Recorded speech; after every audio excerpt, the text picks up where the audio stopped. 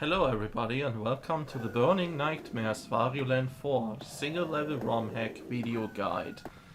My name's Hiro-sofT and I'm the creator of this ROM hack.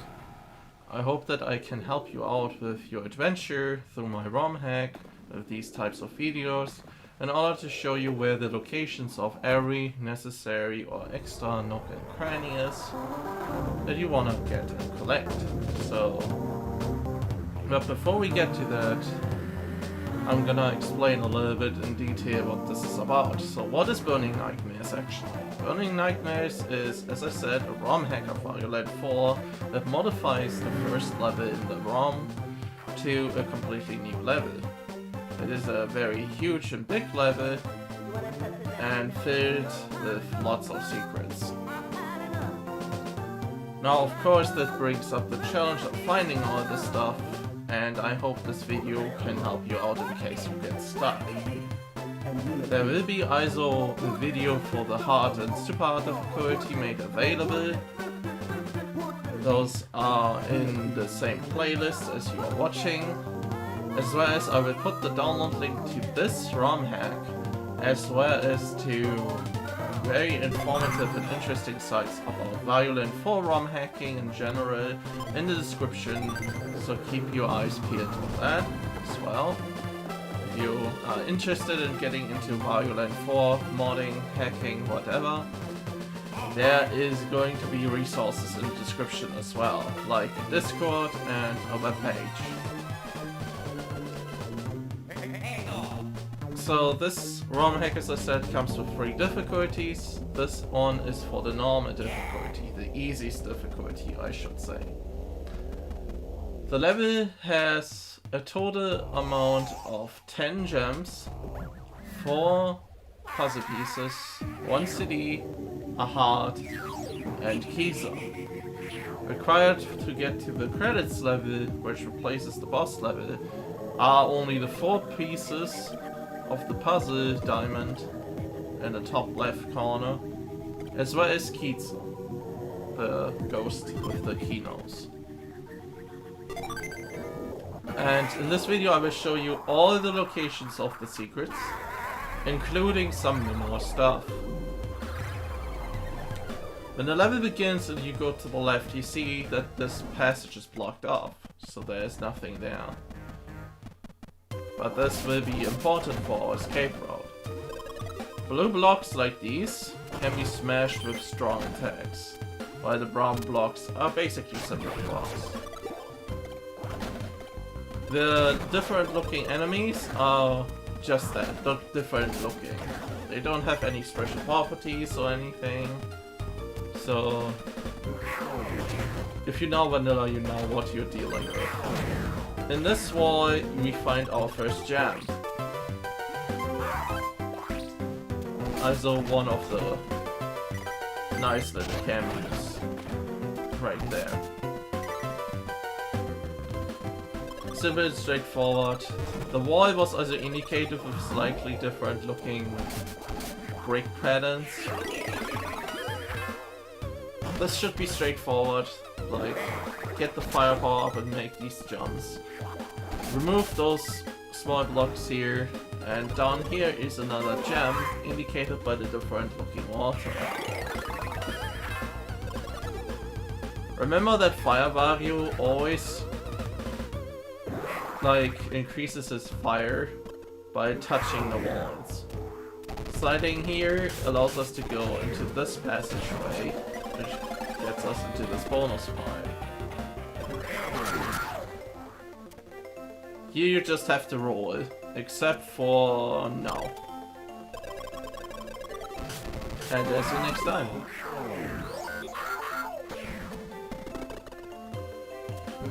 These, I would like to say these secrets are kind of straightforward, but on the other hand, I have seen people, and it's always interesting to see how people react to your level. And this is not how you fire Wario, by the way. There are different methods of doing this. This is the most straightforward and logical way, but there's also a special way to do this, which I'm gonna have to show you on the super hard difficulty because it saves a lot of time. Oh yeah, there will be a thing about the super hard difficulty, just you wait. For that I have to plan in a lot of descriptions as well as like passages that I'm talking about, because I'm doing this all off script, as you can imagine, just voiced over my footage that I recorded. Break this block, and there's this neat little secret room. There's nothing else of value in here, so when you get that, you are done inside that room. It's gonna have a big butt stop here at this different looking ground. Yep, throw the rock right there where the wall was indicated. That's just for a minor secret though, you can touch this bag without it and fly as Wario over this wall.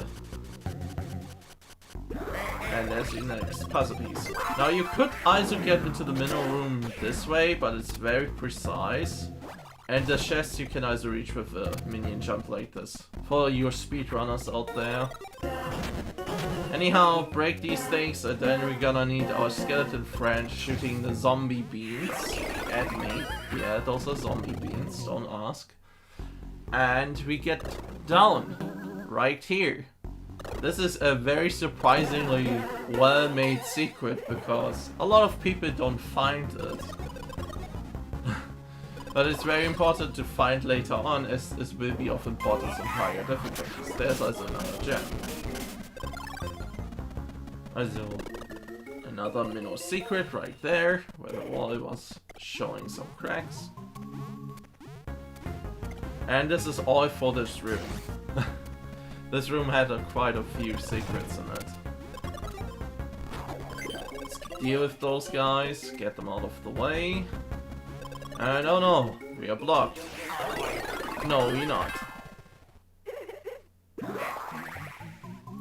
Right to the left here is the hidden ladder in the ground, which obviously leads to the secret. Another diamond. So I get the sensation for another piece, so don't know why. Oh yeah, again, showing off how to not fire Wario. Hop, hop, hop, hop. And that's how you do it. A little bit difficult at times, but you can do it. You need this Seedstein, or Seinstein, or whatever. And these blocks are there to hinder your progress. So, if you find yourself getting lost of your Scientist, get rid of some of these blocks and redo it. It should be easier now. On Super Hard you cannot allow that to happen though, but again, that's another time for that to discuss. Throw your Scientist there and don't get hit by the zombie beans. If you do, there are multiple ways to cure yourself from this unfortunate slow status, like this.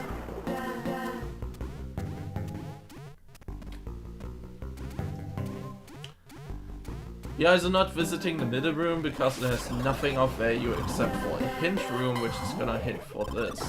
Now there is a heart behind that one, and there is a little bit of goodies here.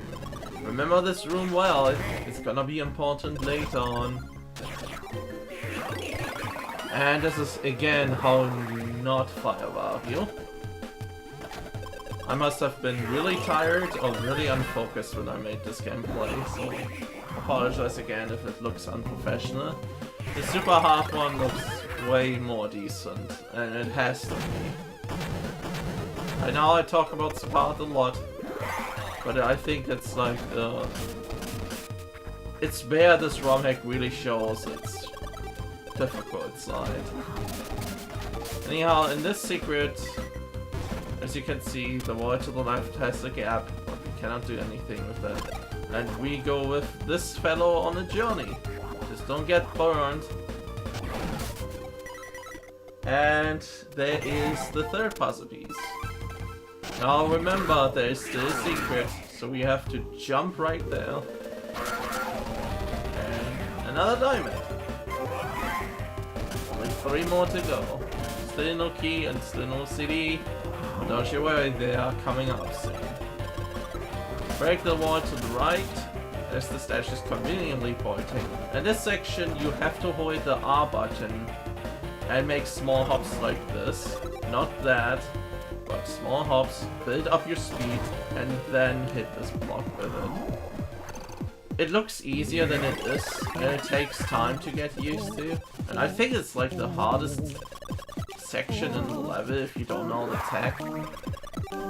But you can basically use smaller hops to build up your R speed, because in the air you keep your momentum and you charge your momentum as you are on the ground. That way you don't go into full speed mode where you lose control about your character. Watch out for your butt there.